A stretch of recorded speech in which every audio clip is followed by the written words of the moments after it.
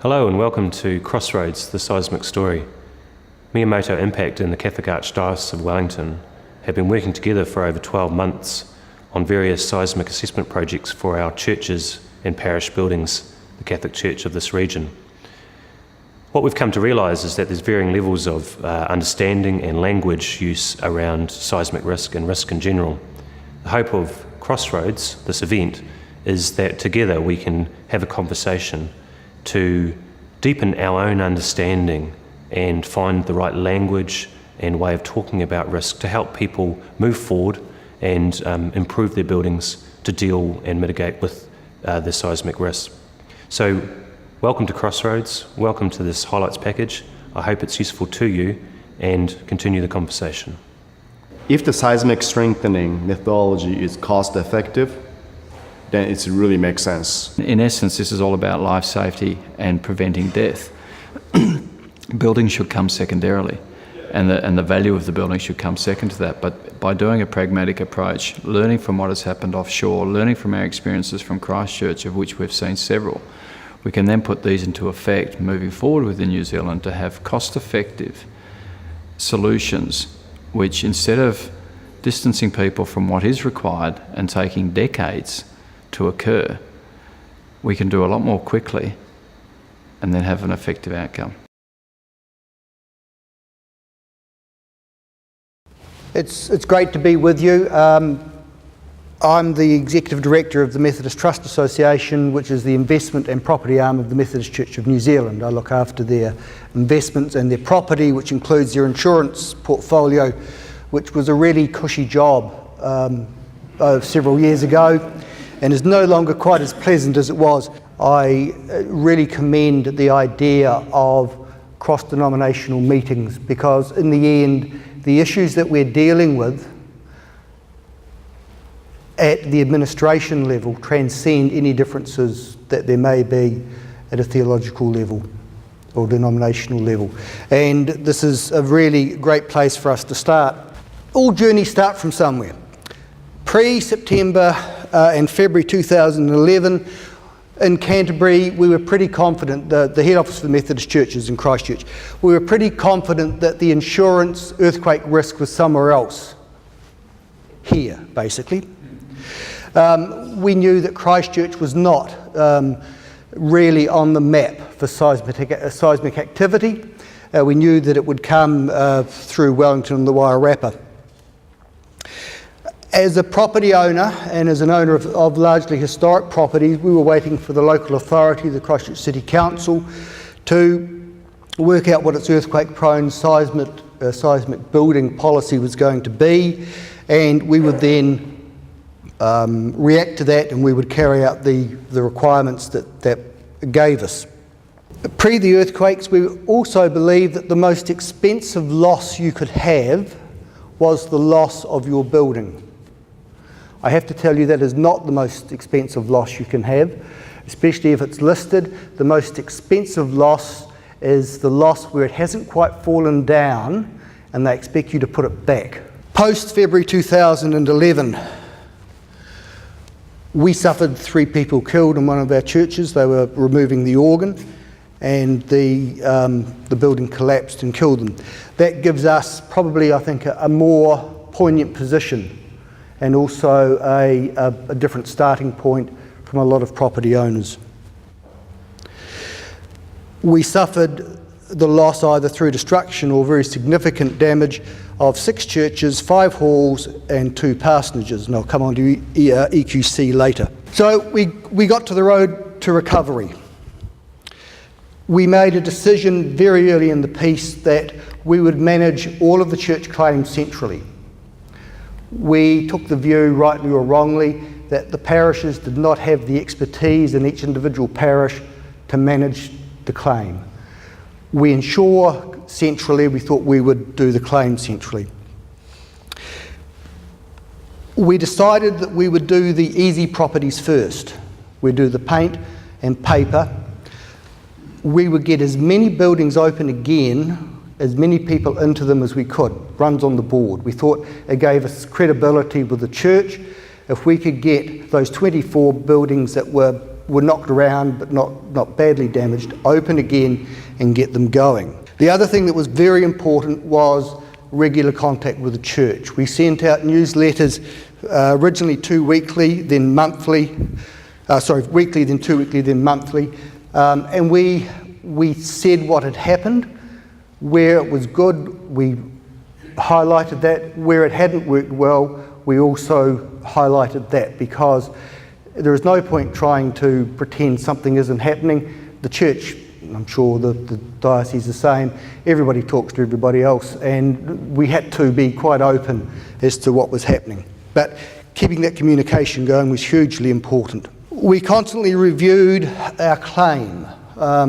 This was really quite an eye-opener to us. We, after September, were pretty confident that we'd sorted it out, and then February came and we were confident we sorted it out.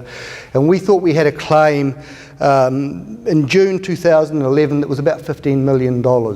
We finally settled at 43.5 plus GST.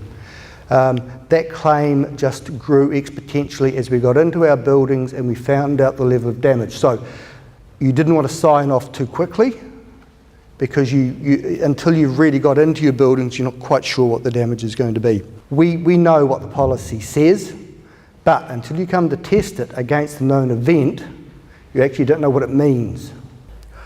The Haiti earthquake hit in 2010, and I was there 2 days after, and World Bank picked me up, and they asked me to assess about 50 different governmental buildings right after that.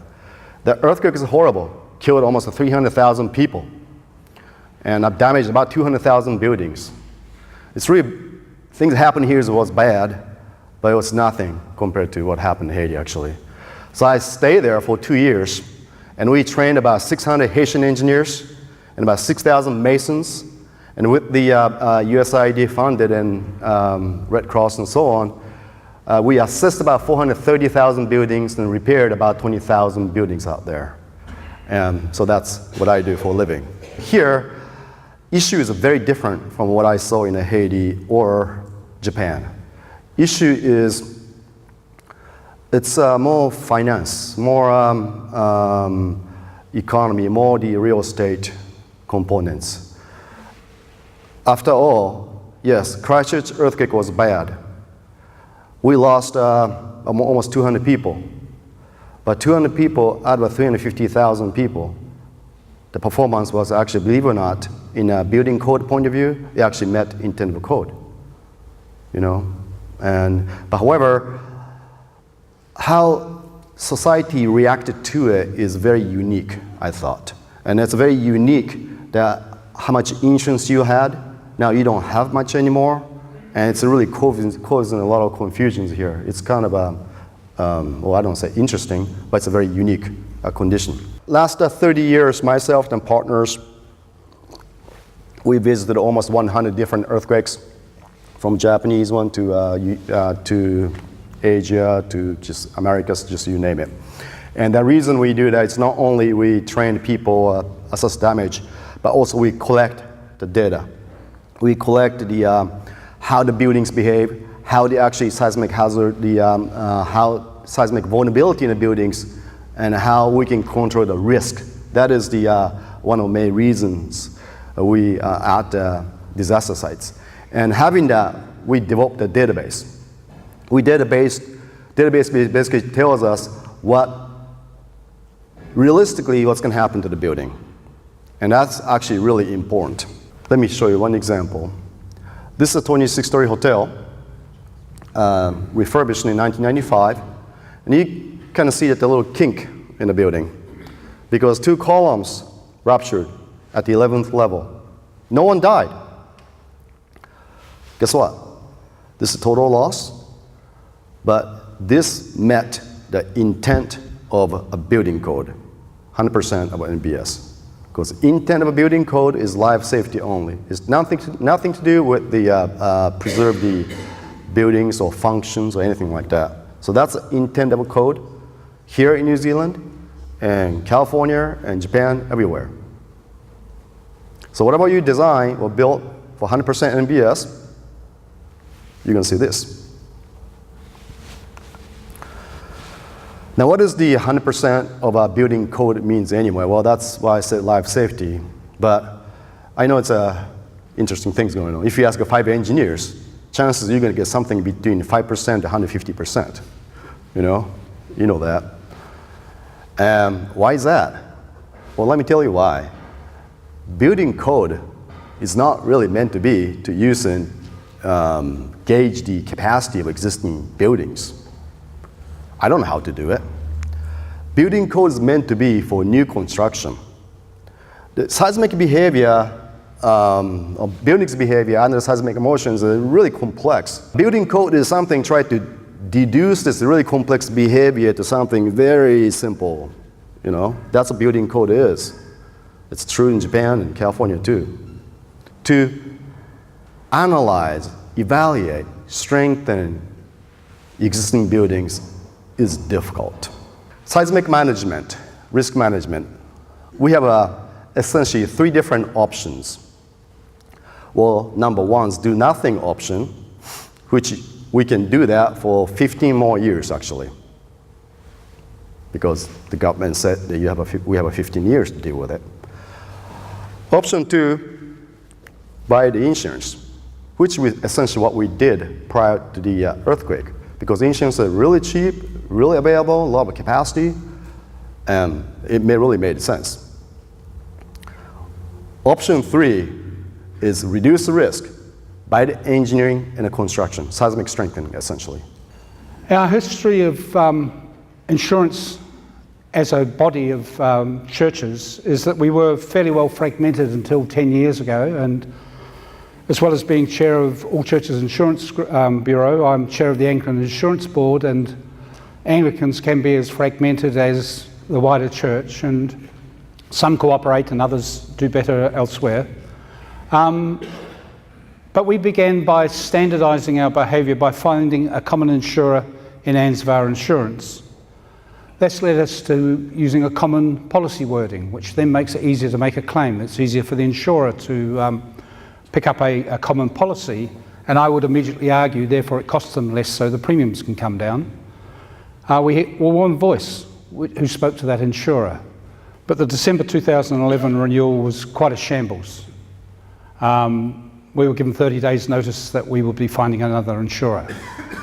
From my viewpoint and the Anglican Insurance Board, that meant that I had no insurer at all for the Christchurch diocese, because at that point all the insurers had closed ranks and they weren't taking on new clients.